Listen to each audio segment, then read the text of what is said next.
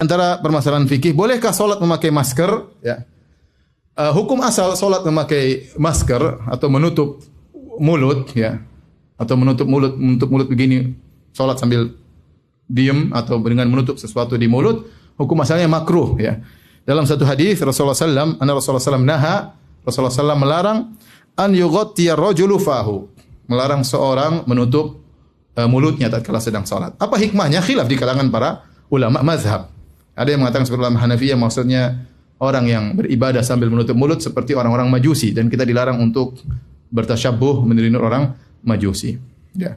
Kemudian juga ada yang mengatakan ini adalah bentuk gulu, berlebih-lebihan dalam ibadah. Makanya wanita juga kalau sholat jangan pakai cadar, ya.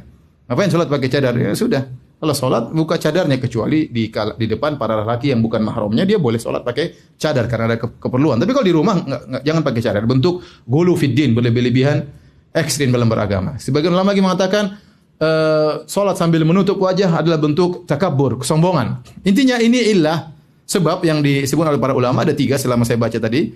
Pertama karena tasyabuh dengan orang-orang Majusi yang beribadah sambil menutup mulut. Yang kedua adalah berlebihan dalam agama. Yang ketiga adalah takabur, bentuk sombong dalam beribadah.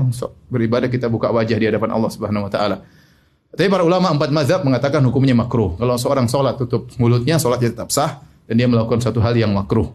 Tidak sampai pada haram, apalagi membatalkan salat. Tetapi kalau ada keperluan, maka tidak mengapa seorang salat sambil menutup mulutnya. Di antaranya disebutkan oleh banyak ulama, di antaranya Al-Khattabi, misalnya seorang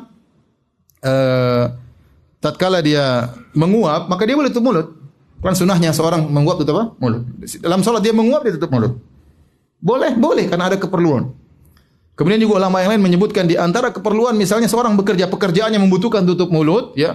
Dia tidak lepas setelah dia bekerja, mungkin ada apa-apa, atau dia pekerjaannya di tengah padang pasir yang debu kesana kesini, maka dia sholat sambil tutup mulutnya, tutup hidungnya, nggak ada masalah. Demikian juga karena penyakit, baik khawatir terkena virus atau khawatir menularkan virus, maka tidak ada masalah seorang sholat sambil menutup mulutnya atau menutup hidungnya. Hukum asalnya makruh, tetapi kalau ada kebutuhan maka hilang kemakruhan tersebut.